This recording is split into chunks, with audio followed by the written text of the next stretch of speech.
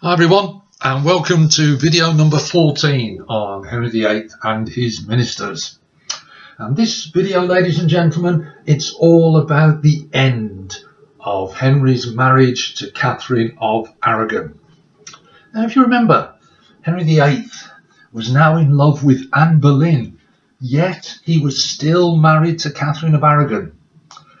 They called it the King's Great Matter. Check back to video 11 if you've forgotten. This problem was still not sorted out. Henry wanted the marriage to Catherine over. Wolsey had tried and failed. Others also had failed. The Dukes of Norfolk, the Dukes of Suffolk, they had failed, as had Anne Boleyn's father. None of those were skillful enough. None of those had the new ideas that could solve, finally, this puzzle. 1531. Step forward a man who could solve the puzzle. And his name, you know it, Thomas Cromwell. So, let's have a look and see what Cromwell actually did. 1968, Tammy Wynette, great country and western star. D-I-V-O-R-C-E. Divorce. That was the goal, but how could it be achieved? Cromwell. Remember his qualities, his skills from the previous video. He was ambitious, he was ruthless, he was charming, all of those things. But he was a clear thinker as well. Cromwell quickly saw where Wolsey had failed. The problem was the Pope, Pope Clement. Cromwell quickly accepted the fact the Pope would never grant an annulment to the marriage because politically he did not want to upset the Emperor Charles V. So Cromwell saw that there had to be another way, and this was his big idea. In many ways, it was a simple answer, and yet at the same time it was quite radical. It was quite controversial. What was Cromwell's big idea? Well, in a way, it was two ideas. Number one, he saw that the Pope was the problem. He saw that the Pope would never grant the annulment. Therefore, it was clear to Cromwell that things had to change. The power of annulment needed to be taken away from the Pope and instead given to Henry himself. Henry, as King of England, would have the power to grant the annulment. That was his first big breakthrough. Secondly, in order to make this change legal, Cromwell realised he would have to get Parliament to pass a law to allow this. These were his simple ideas, the way finally of unlocking the puzzle of the annulment of the marriage. This was, he thought, the way for Henry to get what he wanted. Also, at this time was the key word. Time had become important. Why was that?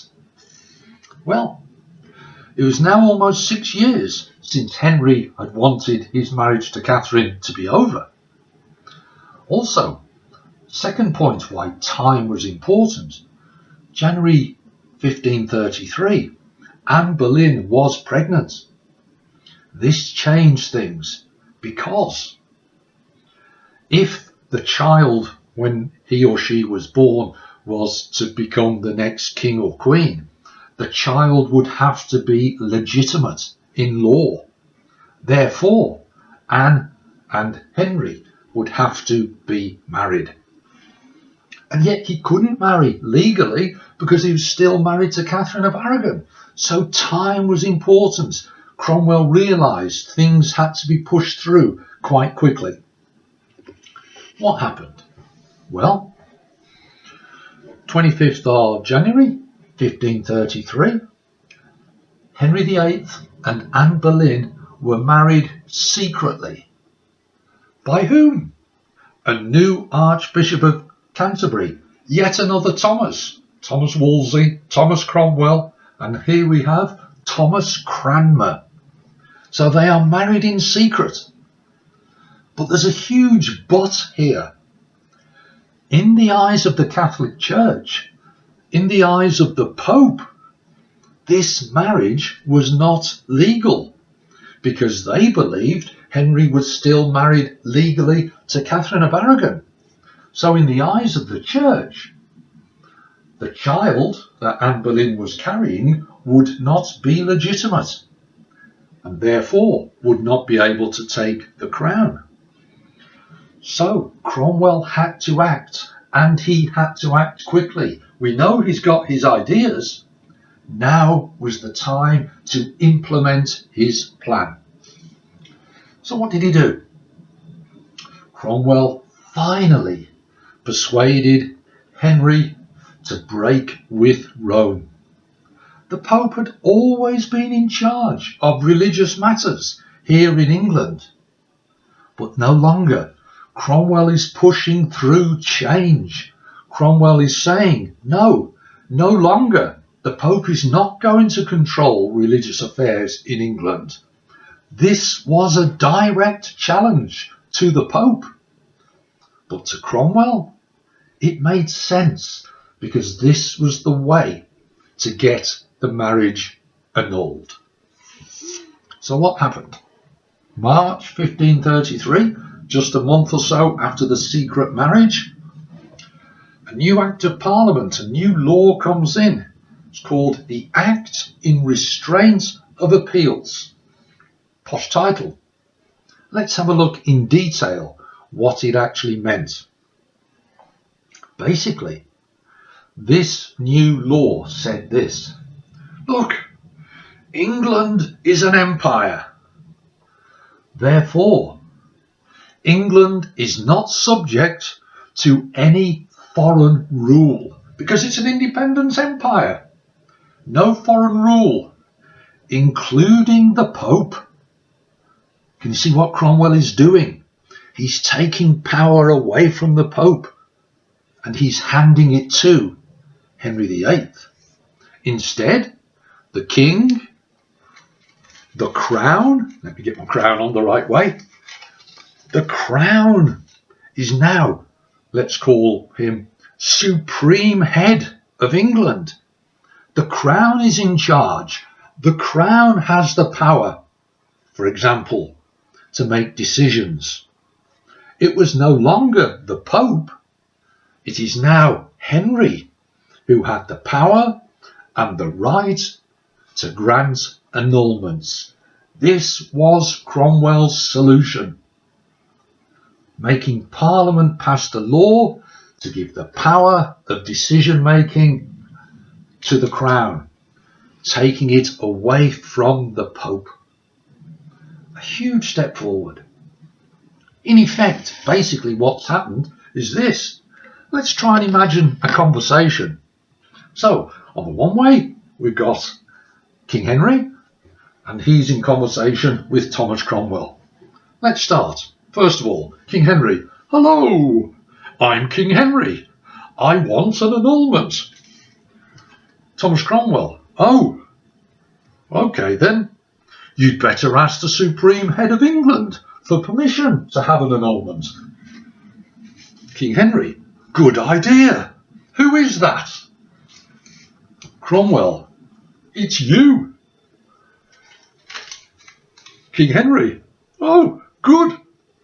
So in other words, the decision for Henry to have an annulment was now Henry's. Can you see what Cromwell has done? Clever and effective.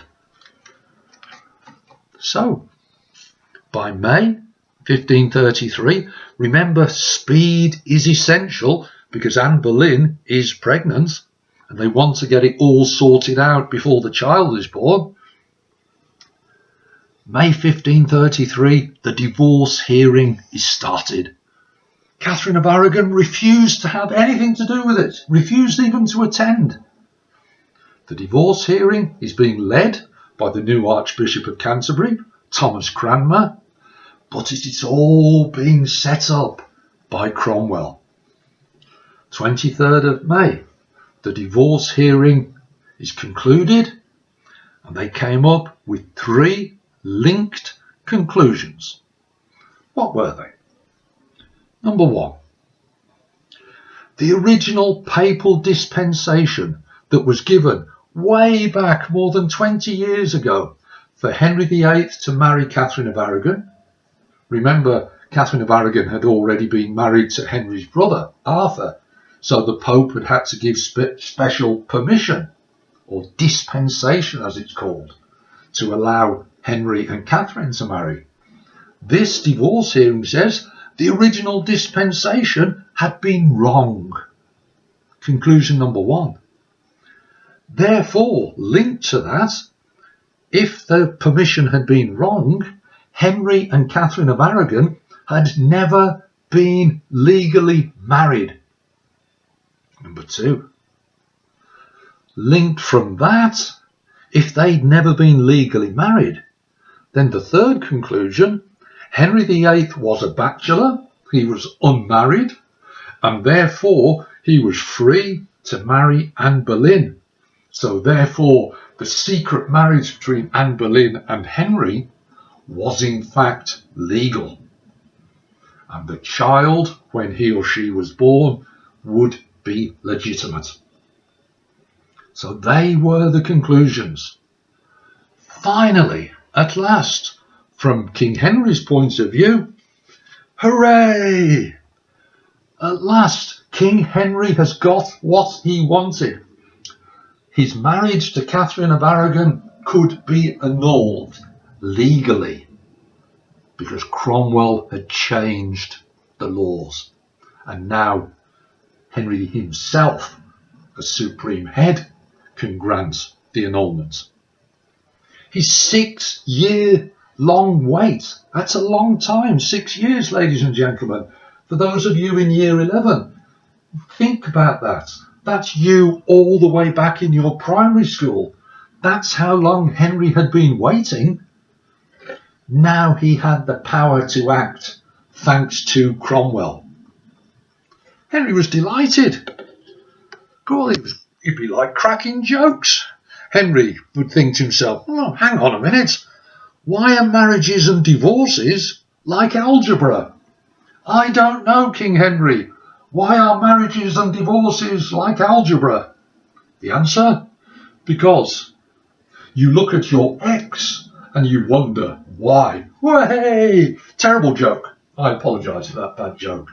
But Henry was delighted because the king's great matter was finally resolved. What happened then? Great celebrations. Anne Boleyn, huge 4-day celebration. She's crowned as queen, shown off to the rest of Europe. Henry is making a statement. Here is my new wife. The child that she's carrying, hopefully a boy, thinks Henry. The child will be my legitimate heir. 4 days of celebration, showing off this new current state of affairs. For Henry, the future was bright. Of course it was. For Cromwell, the future was bright. He just had a huge success. No one else had done it. Wolsey, Duke of Norfolk, Duke of Suffolk, Anne Boleyn's father, they had all failed. Well, Cromwell didn't fail. He had masterminded the success. What would the future hold? Well, in September, the child was born. Da, da, da, da. It was a girl, Elizabeth. Disappointment for Henry. But he thought, oh, no worries, we can have another child. The future for Cromwell looked very bright. He had now won the absolute admiration of Henry VIII. So for Cromwell, the next step is in the next video. Until then, as ever, I hope this has been useful, and I'll see you soon. Bye now.